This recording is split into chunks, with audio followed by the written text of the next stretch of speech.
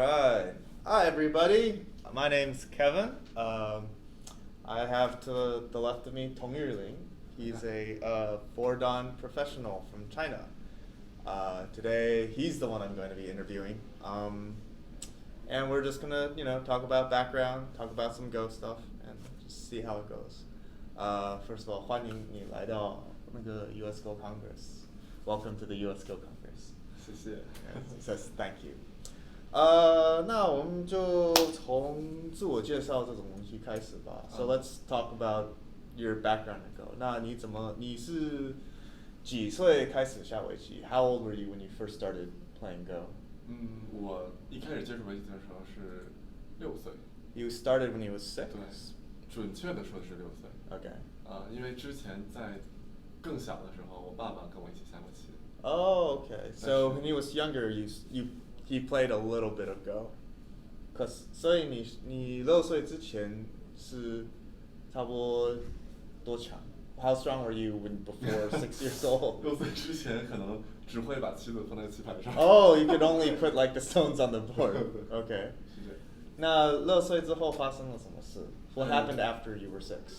6岁之后就是我们有那个中国是幼儿园嘛，就是那个上学之前叫幼儿园。Yeah, so you had kindergarten.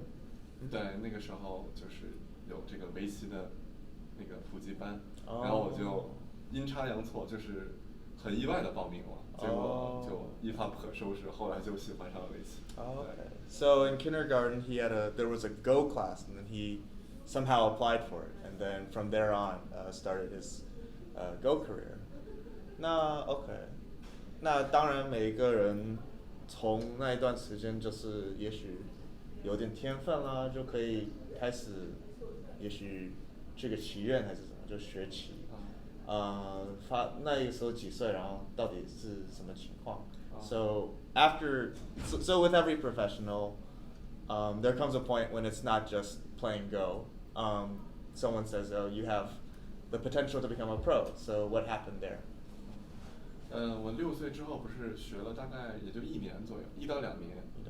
对，然后之后就去北京了，被那个中国的一个9段棋手就是算是看中了，就把我就是那个让我去北京学习，然后我从此就走上了这个就是怎么说冲击职业的这条路吧，就是想成为职业棋手的这条路，就从8岁就开始了。So about after 1 to 2 years, he went to Beijing to study Go. A 9-dan professional sort of saw him and sort of headhunted him and just 是他叫你来到北京的。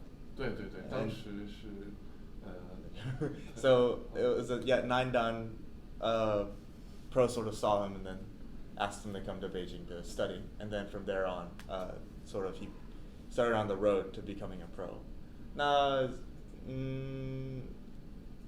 考上职业手这个很多人就是花了很多时间。那从8岁那个多久才当成了那个职业手？So after that, how long did it take to become pro? 我是那个我想想啊，这个问题有点远。我11岁成为职业棋手。Oh, you became a pro at 11. Okay. 对，6岁学习，然后8岁去北京，11岁成为职业棋手。对，那挺快的呢。对，我的怎么说围棋之路的这个起步还是非常顺利的。So you became a pro at 11, which is rather fast, but but he feels that it was a rather sort of quick road to become pro. 那 OK， 之前我们是跟那个王晨讲的话，王晨讲的话。那当然他是6年考了都没考到。那当然他6年之后就自己觉得也许有些别的东西想去做。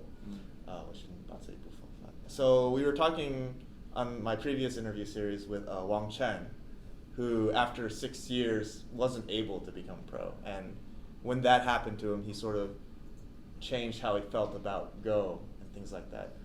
那么我们来讲，你11岁那时候考上了职业手那段时间，第一个就是感觉是什么，这些那个， So let's talk about, well, after when you were 11 that you came pro, how it felt and everything like that. 这个当时我成为职业棋手的时候，我印象中那一年我是就是当时的最年轻的中国职业棋手，就是11岁拼饭的时候。就是那一年的还是全所有棋手里边。Okay. 就是当时我成为职业棋手之后，就是中国所有棋手里边我是最小的。Oh, so at that time when he became pro, he was the youngest pro at that time, which was 11. 都是比你大多少了 ？How much older were they? 对，从有跟我年纪相仿的，也有那个比我大很多，但是就是我是最小的嘛。Oh, no matter what, he was the youngest. There were some closer to his age, but he was still the youngest. 那然后后来就是当时我很快乐吗 ？Were you really happy? 当时我妈妈带我去的嘛，然后她就不太敢相信，因为太小了当时。然后我自己也是难以置信。后来反正就是我妈妈就连了我好几次，这是真的吗？对，就是很不可思议嘛。因为当时我的水平按理来说还是离职业的这个水准要差一点，但当时我那回发挥的比较好，所以说就是等于说超出了我水平，超水平发挥了，然后幸运的在那一年成为职业棋手。So yeah, when he first became his pro, his mom sort of took him, and they were sort of like, this can't be real. Like, how is this possible? And he's saying that at that time when he became pro, his go strength actually, in his opinion, wasn't up to the level of becoming a pro, and but he feels that he was able to play well enough for the test, and he sort of played beyond what his actual limits were. And so he was really lucky to become a pro. 那现在你是还是在弄职业？因为我是听你是在上海。So right now, are you doing a lot of pro stuff? Because I heard you're in college in Shanghai. 我现在怎么说呢？主要还是以训练为主要的，就是还是以训练为主吧，就是以下棋为主。Oh, so he's still. His main profession is still playing Go. 对，但是就是学校的就是学业，我也会挤出一部分时间去专门怎么说，专门去学吧。But he still will set aside some time for playing, for studying and learning other things. 那我们来谈当一个职业手吧。那你平常一个当职业手之后，这个生活不然就是学习这样子，平常都是什么 ？So let's talk about what it's like to sort of become a pro, to be a pro, and he's a pro in China, so it might be different for everywhere. So what's life like typically for a pro? 职业棋手反正怎么说呢，就是其实他是可能大家不太清楚，就是他是一个成为职业球之后，他就比较自由，他的时间包括各方面，因为围棋它不是一个就是你专门下功夫就一定能成的，它是需要，当然这个肯定是最重要的，但是它更重要的是自己是有时间去理解这个围棋这个东西，就是需要一些天赋、悟性这些东西。That might have. So, what he's saying is, sort of after you become a pro, you're sort of more free with your time and how you should be spending your time. Which doesn't mean that hard work. There's no hard work. Of course, there's hard work, but some time should be spent. 最后那一部分是就是才华，需要去领悟、理解围棋。Talent. If there's sort of the talent in Go, and just. To become a pro, you want to be a pro. You need a talent. You want to be very strong pro. You need to have talent. Oh, 所以就是。It's not like. 把你那个自己的优点，也许就自己找出来，是不是？对，就是说，当然就是肯定是下功夫，就是努力去下棋，肯定是最重要的。但是呢，它也需要一些很多棋盘外，就是在我看来，就是所谓的人生阅历吧，就是你的经历各方面，包括你的才华这些东西。Experience of life and your talent also. So it's not just the hard work; it's a lot of just getting life experiences and understanding and applying it to Go. 那如果是你的话，有没有一个举个例子啊？一些是你遇到了，然后就可以用在围棋。So do you have an example of something you've done? 我觉得这个是一种怎么说一种积累吧，就是说可能你经历的多，然后很多事情，就是这两个围棋跟人生生活啊，比如说人生说太大了，跟生活是相辅相成，就是说它两个有相通的地方。就是在围棋中受到的挫折，可以在生活当中就解决了，在生活当中遇到挫折，跟围棋当中怎么说，它有相通的地方。So he just feels that it's just you accrue it over time, and sort of life and Go for him is sort of they're all mixed together, where you can use something in Go in life, and then you use something you learned in life in Go. So it's not necessarily one thing that's happened that he can explain. 那就讲比较无聊的这种用功的努力的东西吧。那像什么打谱啊、下棋这种东西，一个礼拜、一个月差不多多少 ？So let's talk about the boring stuff then, like replaying games or playing games. How often and how much? 这个说起来有点惭愧，因为这个怎么说呢？就是最好当然是一直在下，一直在学，肯定是最佳的，因为这样的话你的熟练程度肯定是最好的。但是如果说你就像我不算是很努力的那种棋手，OK， 所以就可能相对来说没有那么对。但是我也会，当然每天也会看棋，但是就不会像那些像中国比较有名的棋手，像邱俊啊，不知道你有没有听说过邱俊、胡耀宇，就是有几个棋手是那种不说24小时，但除了吃饭睡觉，基本上都是看着棋盘，就是跟棋有关系的东西。但像我这种比较贪玩的人，就不太习惯，就没有这样。这样子啊。对对对。So, in terms of hard work, of course, there's a lot of people that are hardworking. He is less so in terms of the amount of hard work. There are some of the top Chinese players. They sort of outside of eating and sleeping, that's all they do. For him, of course,就像如果你坐在下棋，你还是在打谱跟下，大部分是打谱吗？还是？主要是对打谱吧。Okay. So a lot of what he does is just review pro games and just see how they play. 所以等到感觉就是棋类到一个地方之后，感觉就是真的好像下的比较少，是不是？ It seems like at some point, once you get to a certain strength in Go, you sort of play less. 像王晨，就是说他就是很小，就是在比赛中下，也许就看个打谱，可是他自己，有时间的话，也许就不会下棋。Like Wang Shen,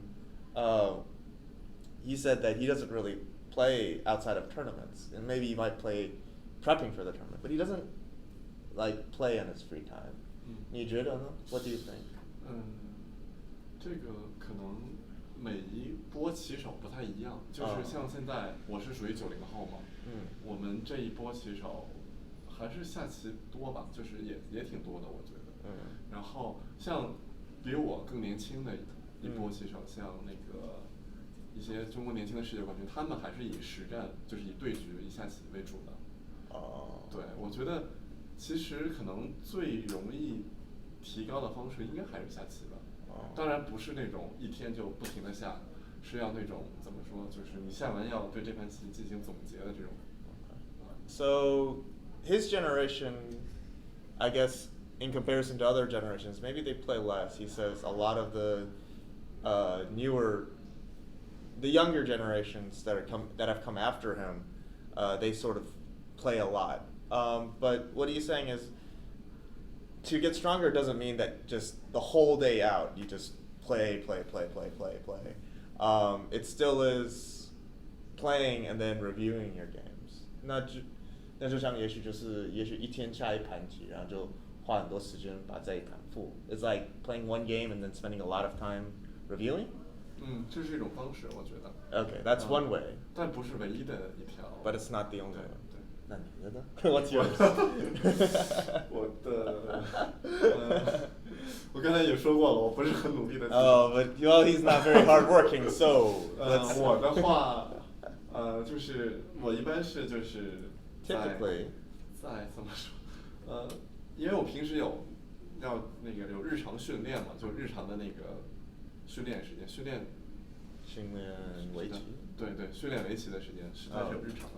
除了这个时间，我就是没有下很多功夫去那个什么。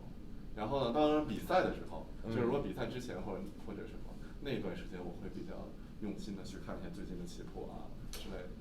对，就是比赛之前。平时训练的话还是就是早上也许花3-4个小时看一下就。对，早上跟下午一样。就晚上就比较自由，比较做别的东西。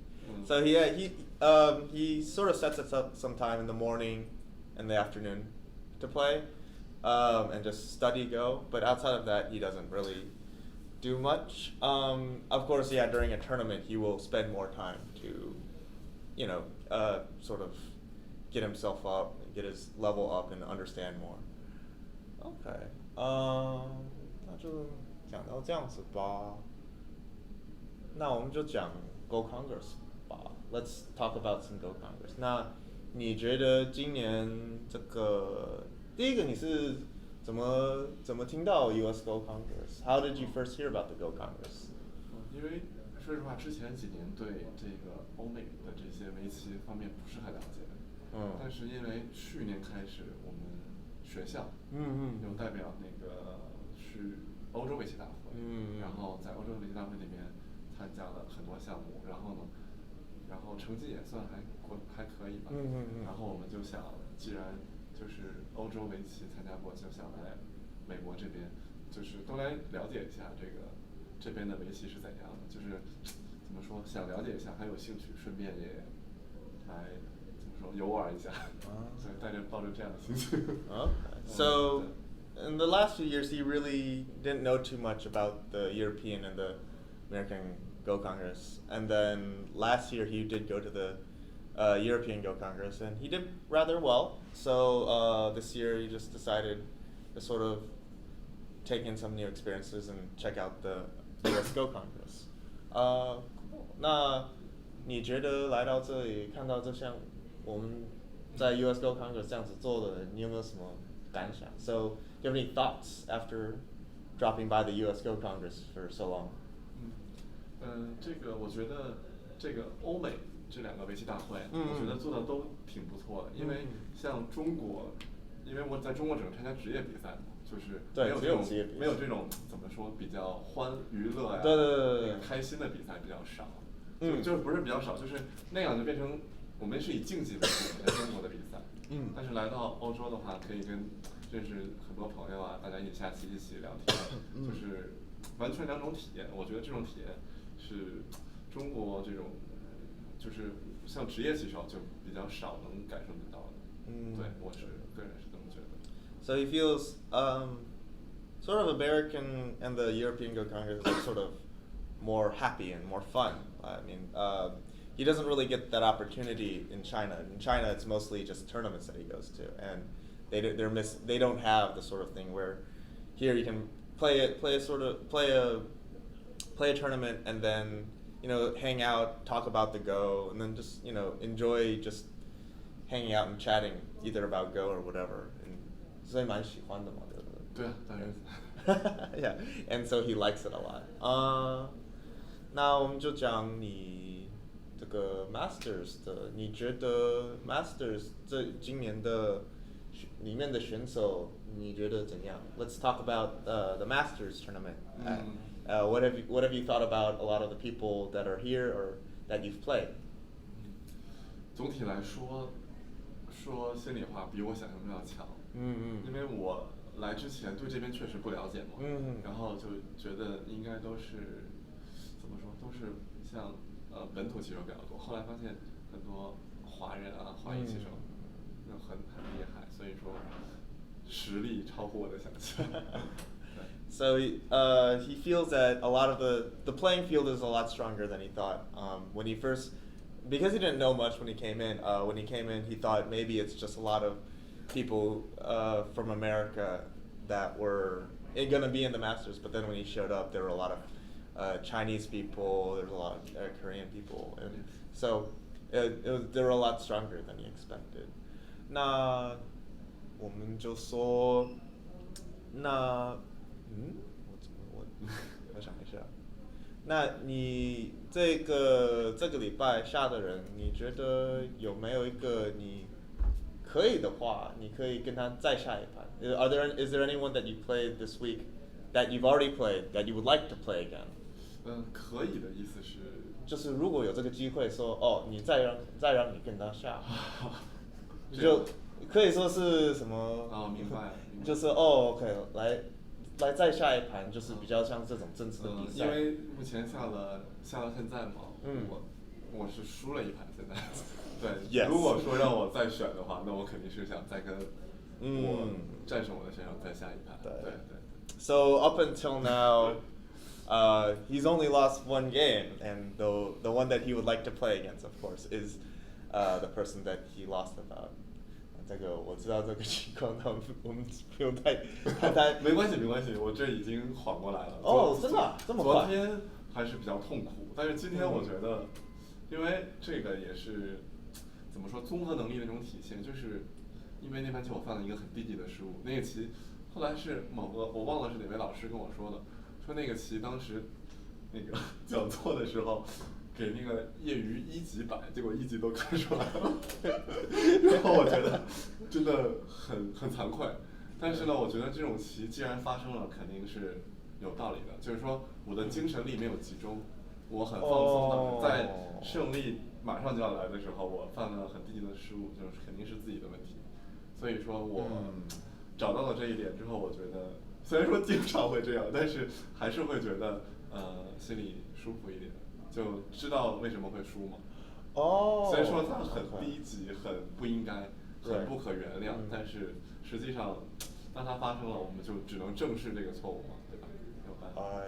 Okay, so of course, if you're watching this and you know who this is, you might know the situation as to his loss. His loss was he was leading, and then at the very end he sort of played a mistake and. He lost. And I was saying, oh, well, we don't have to talk about it. We really don't, like, if it's embarrassing. But he said, it's totally fine. Actually, he's over it now, which I thought was rather fast. But he was saying, day of, when it happened, he was pretty unhappy about the whole situation. Of course, it was embarrassing. And then he showed it, even a teacher showed it to, like, a 1Q. And the 1Q could figure it out, and after that, he's like, oh man, that's horrible. But he sees it as he's been able to identify sort of what happened, and he sees it as, well, even though he was about to win, sort of he might have had a lapse in concentration, and so because he's able to identify it, 因为你现在知道那个问题。所以你就可以调整，然后之后就可以下得更好，是不是这个意思？意思是差不多，但是其实我就是觉得，还是想强调一下，那个棋可能再让我下100盘都不会再出现那样的失误。对。但是既然发生了，我觉得我应该后面2盘不会再出现类似的问题了，起码后2盘吧，应该不会再出现这样的问题。对，这个实在是太不应该了。So. That mistake is sort of made him realize sort of like, okay, I have this maybe problem of concentration. So, of course, yeah, he feels in 100 games, he sort of, he'll never make that mistake again. But definitely for the next 2 games that he's going to do, he's going to play much, much better. 对，我是觉得。有一个很有名的在网上有一个人家是一个日本棋手出了一个同样的问题，然后我也跟他同样的问，然后他也是像你这样子发生了之后，当然是有点就是不快乐，有点丢脸的感觉，可是已经发生了就 OK 了。It mirrors something I talked to someone else. There's a famous professional player who plays a big mistake online. It's a self-Atari. And I've talked to him about it, and he feels the same way, that after the mistake's been made, of course it's sort of embarrassing and it's a problem, but after it's happened, you learn from it and you carry on, which is pretty interesting. I mean, in a way of just progressing. 那就那下几盘那就会很努力了。对，那肯定。对，那 OK， 还有什么想问 ？Let me see what else I want to talk about. 那我们讲这个吧。我们讲，也许你觉得业余这些人，那个也许下棋的态度还是应该追求的是什么？因为你是个职业手，你把这个当成一个生活的，那你看这么多像业余的，也许在这里很努力的，很想那个把他棋力提高的话，你如果可以跟他说什么，会说什么？就是提高是吗？不是提高，不然就是想法，就是心情，下棋的心情。So let's talk about sort of maybe how he thinks amateurs should maybe their attitude or what they should do about Go. Obviously, he plays Go sort of for a living, and so how he approaches and sees Go might be different than how an amateur might see it. And of course, amateurs want to get stronger and things like that. But maybe what's your advice for an amateur playing Go? 来一个。我觉得就是对于大多数的业余棋手来说，可能也许因为不用像职业棋手这么去体验这种残酷的东西，因为围棋如果把它当成一种竞技来说，还是很残酷的，因为它只有输跟赢，它不像别的比赛，像象棋啊什么国际象棋它有和棋，但是围棋没有，所以说我觉得如果说能因为本身就是业余棋手，应该就如果能把心态放得更加怎么说欢乐一点，开心一点，就是放得再开一点的话，应该会有，就是可能说不定的，就是说他的成绩啊，包括那个胜率啊，可能反而会更加好。对，他把这个其实职业棋手也是一样的，但是职业棋手毕竟会把这个东西当成我一生的一种工作或者说职业饭碗都可以。但是如果业余棋手的话，我觉得可以把心态放得好一点，因为我除了围棋，我还有别的生活嘛，对吧？对，不像职业棋手这样，所以我觉得如果能把这个心态调整得更加开心一点的话，可能对会更好。So he feels maybe for an amateur, sort of if your attitude is sort of more of a happier or just enjoying it more, it'll have a lot of effects. I mean, you might play better as a result, because the game isn't really, you don't have to depend on it to live, or sort of you don't need to do that in order to make a living, and so you can just enjoy and play the game. Obviously, pros still can enjoy it, but sort of in the world of pros is really harsh. There's only winning and losing, and so sometimes it doesn't afford them the luxury of just sometimes playing something for fun. So I think his advice is maybe just to play and enjoy yourself a little bit more, and and like that. 那我们讲，所以如果你是个这样子职业手，那你觉得你最喜欢围棋的一方面是什么？ What part of Go is it that you like? 如果有 if you have one. 如果有，这个问题好难回答。And maybe it's a hard answer. Hard question to answer. 我一开始学棋的时候真的是特别热爱，真的是就是我会从刚学棋每天要上学嘛，上学回家我会没有对手，当时没有人，我会左手跟我右手下。哦，真的？对，所以说我当时真的是热爱围棋到了一种程度，但是后来可能就变成了一种怎么说一种习惯，就是觉得围棋，我觉得可能我跟他很有缘吧，然后就一直下，也没有暂时还没有想过有什么别的。但是如果你真的说热爱或者说那个什么的话，那我觉得肯定是我学棋的最初是那个时候就是围棋的魔力把我吸引了。但是当它变成一种习惯之后，感觉没有像以前那么热爱，就更加多的是一种责任可能。对。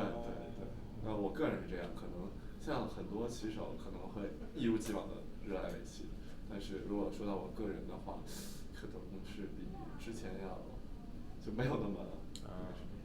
So he's saying that in the beginning, he was really passionate. He really liked Go a lot. And he liked Go enough to the point that when he went home, he might not have anyone to play. So he'd play black with the right hand, then play white with the left hand, and play with it like that. And he really liked that. But after a while, once he had to sort of become a professional, it sort of became routine. And so he sort of wasn't as his like wasn't as strongly passionate as it, and it's sort of now it's sort of a responsibility becoming being a pro. 有点可惜的感觉。It feels a little sad for that to happen, don't you think? 这个有没有失去了那个？可是别的也许